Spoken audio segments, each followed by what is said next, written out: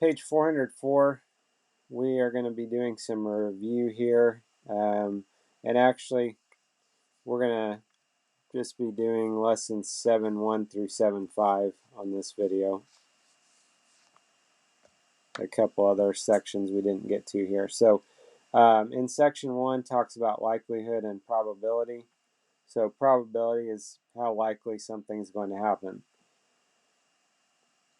So if you look at number 1, so they had over here, I guess in an example, Luke rolled a 10-sided solid, so kind of like a dice. Die, technically you say is singular, dice is plural, but anyway, 10-sided solid. Describe an event that is certain and one that is impossible. Okay, so it's a 10-sided solid and it's labeled 1 to 10. So if it's labeled from 1 to 10, let's talk about something that's certain and something that's impossible. So an event that would be certain would be that he would roll a number from 1 to 10.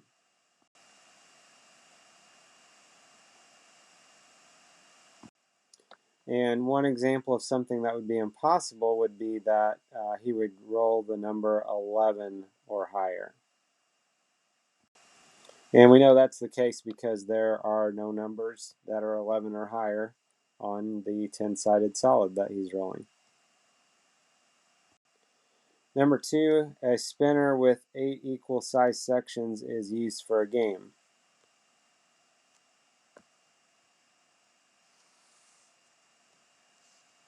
Based on the descriptions below, is the spinner fair? So probability of yellow is 1 out of 4. Probability of blue is 2 out of 8. And probabilities of green or red are both 25%. So in order to talk about this, when we talk about a spinner being fair, a fair spinner, there's an equal chance of anything happening.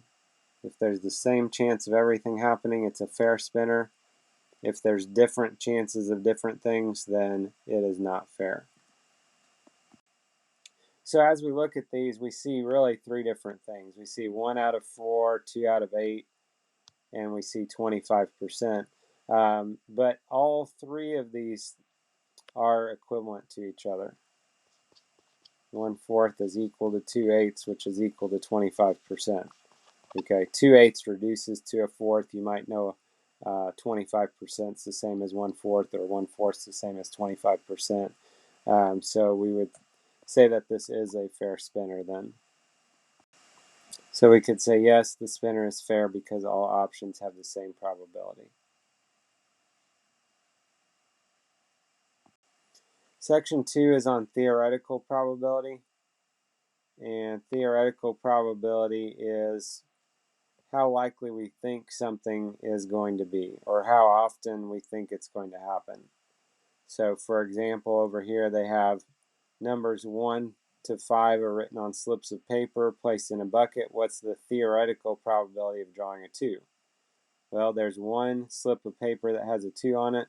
There's 5 possibilities altogether. So to get a 2, we'd have a 1/5 chance. Or you could say 20% chance if you wanted to change that to a percent. So if you look at the problem over here, number 1, using the example, 15 people take a slip of paper from the bucket without looking and record the results before replacing the slip back in the bucket. How many times is a slip labeled 5 expected to be drawn?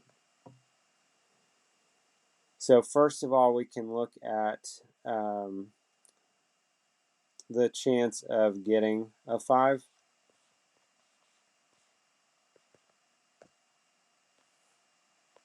So we have numbers from 1 to 5. So the probability of getting a 5 would be 1 out of 5. You could say 20%. In this case, it's going to be to our advantage just to keep it as a fraction. So we've got a 1 out of 5 chance of getting a 5. And so here we had 15 people. So we're trying to figure out how many people out of 15 would get a 5. So this has a pattern going from 5 to 15 is multiplying by 3. So 1 times 3 is 3. So we would expect 3 people out of 15 to draw a slip with a 5 on it. Theoretically. Doesn't mean it's a guarantee, but this is what we would expect. Look at section 3. It is on experimental probability. So this is on like what actually happens when we roll dice or spin a spinner or something like that. So it's not always going to match up with what we would expect, but hopefully it'll be kind of sort of close. So if you look at this on number 1, Jalen and Paula spin the pointer 30 times and get the results shown in the table.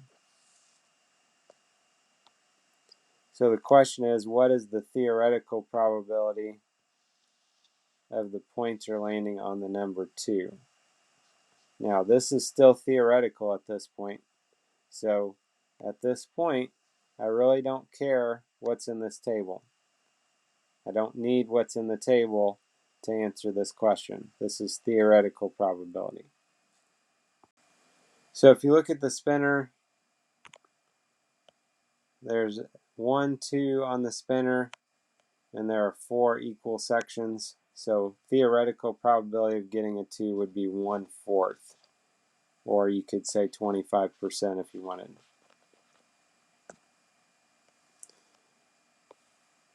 And then the next part, based on the results in the table, how does the experimental probability of it landing on a 2 compare to the theoretical probability?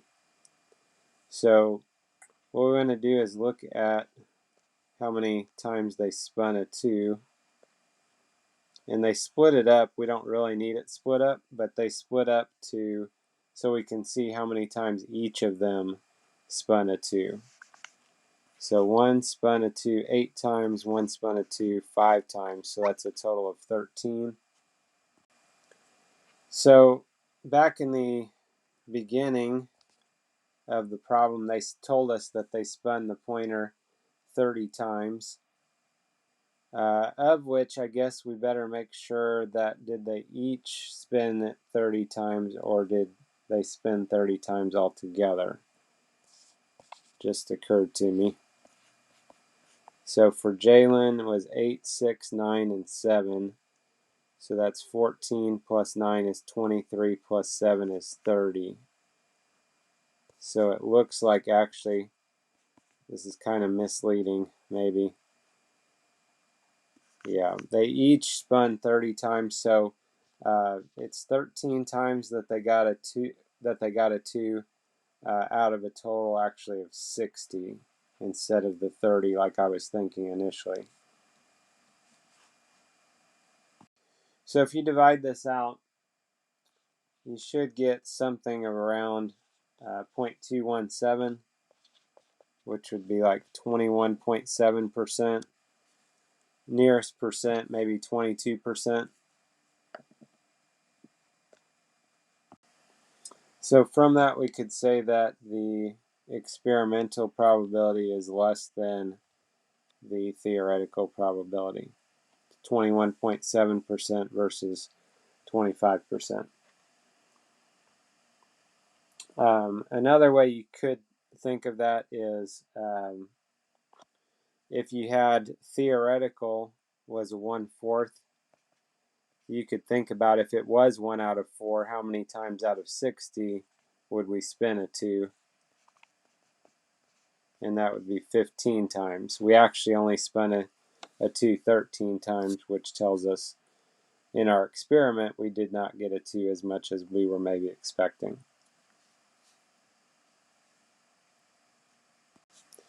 So if you look at number 2, based on the results in the table, about how many times should Jalen and Paula expect the pointer to land on 4 out of a total of 130 spins. Now notice it says based on the results in the table. So it's based on their experiment. We're looking at landing on a 4. So landing on a 4, if you look at that, 7 and 10, that's a total of 17. So 17 times out of 60.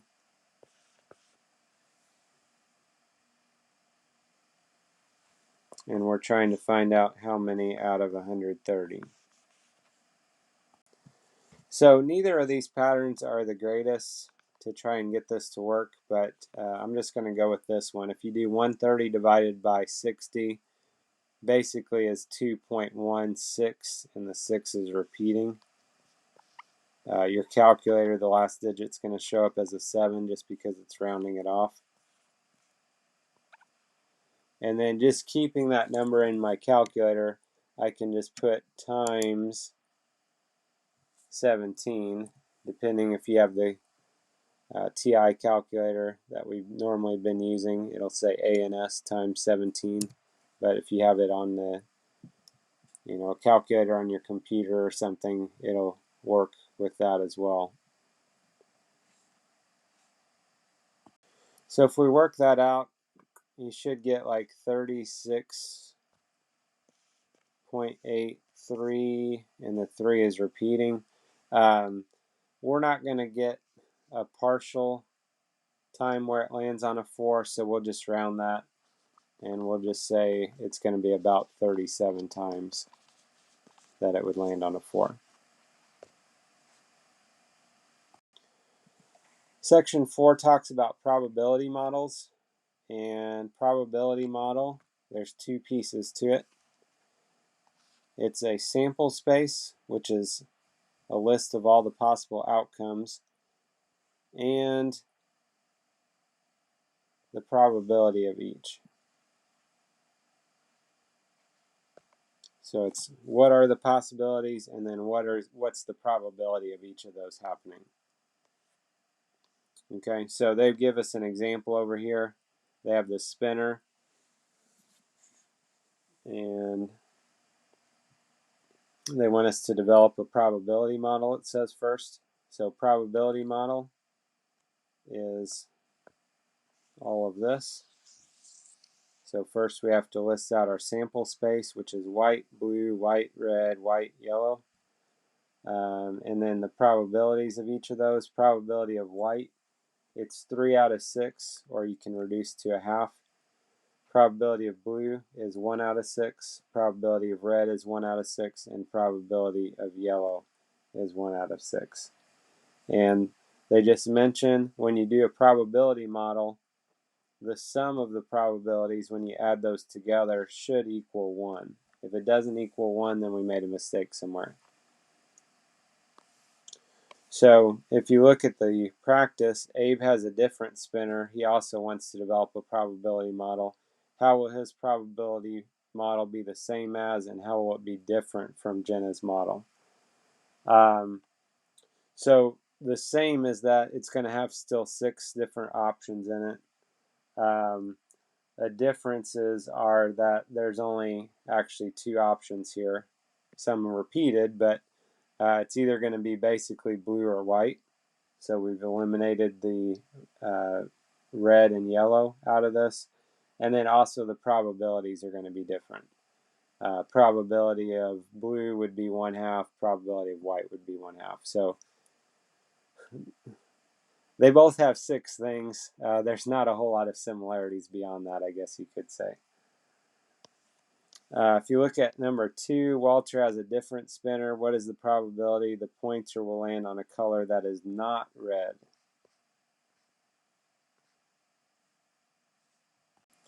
So if you look at the spinner there, 5 out of the 6 sections are not red. So 5/6 chance that we would get something that's not red.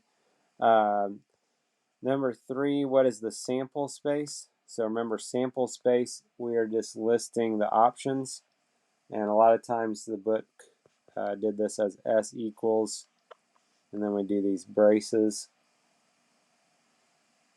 And then if you want to just list out colors here, you can. So we could say red, white,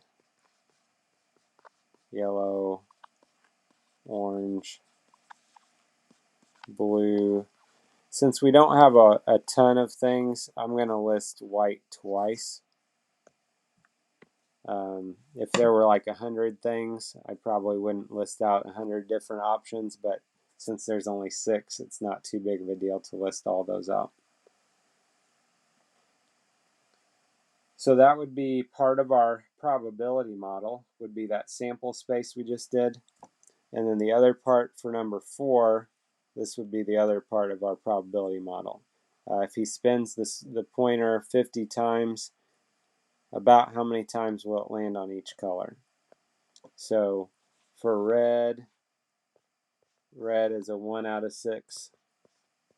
So we can try to figure out how many out of 50. Easier pattern for this would be this way. Going from 6 to 1 would be dividing by 6. So if we just do 50 divided by 6,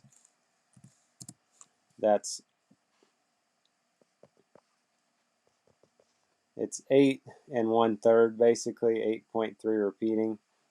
So probability of red, we could say, or sorry, the number of times we would get red would be about 8 times. So red would be about 8 times. If you'll notice, the blue also is 1 out of 6. So blue, we could say also is going to be about 8 times. Yellow is the same. So yellow would be about 8. Red also would be about 8.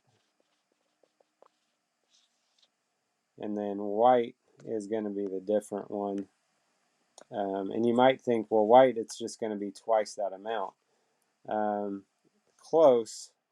The thing is, we rounded it off.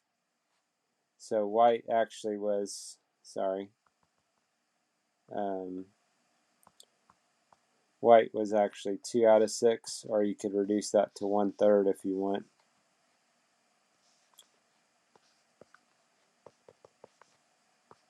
So that'd be dividing by 3. So if you do 50 divided by 3, you get 16.6 repeating, and that's actually closer to 17. So about 17 times of getting white.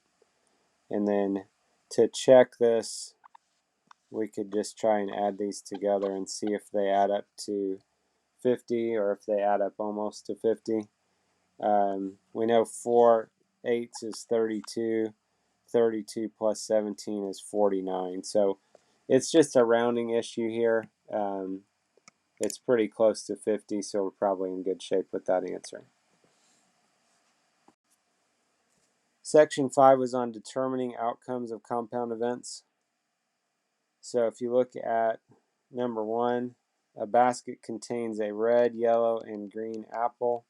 A second basket contains an orange, a lemon, and a peach. Use an organized list to show all the outcomes in the sample space. So organized lists, we would just list all these things out. And we're going to just do abbreviations here just to make this a little quicker. We can do red, yellow, green, and then we could have an orange, a lemon, and a peach. Fortunately, all these things have different letters that they start with, so we can get by with that. We do want to show our abbreviations here. And then presumably, they didn't really tell us this, but presumably that we're picking out an apple and then something from the second basket. So we could have a red and orange, red and a lemon, red and a peach, yellow and orange, yellow and lemon, yellow and peach, green, and an orange, green and a lemon, green and a peach. And if you think about it, the other way of figuring that out, just to make sure we've got all of our options, we had 2 baskets. For the first basket, we had 3 things. For the second basket, we had 3 things. And if you multiply 3 times 3 is 9. And if you look at the different options, there are 9 options that we came up with. So we should be in good shape there. And if we look at number 2, Simon is playing a game with letter tiles. He has 5 tiles remaining and will spell a new word by placing 2 tiles. First a consonant and then a vowel in front of a Y already on the board. Complete the table to describe all combinations of tiles that Simon can use to spell a new word.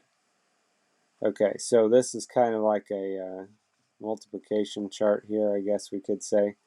We have BA, BO, SA, SO, JA, and JO. And you might say, well, how do we know which one goes first? We know because it says first a consonant and then a vowel. So that's how I know which way to do this. Okay, so then these are in front of the Y that's already there, so that would spell bay, boy, say, soy, jay, joy. And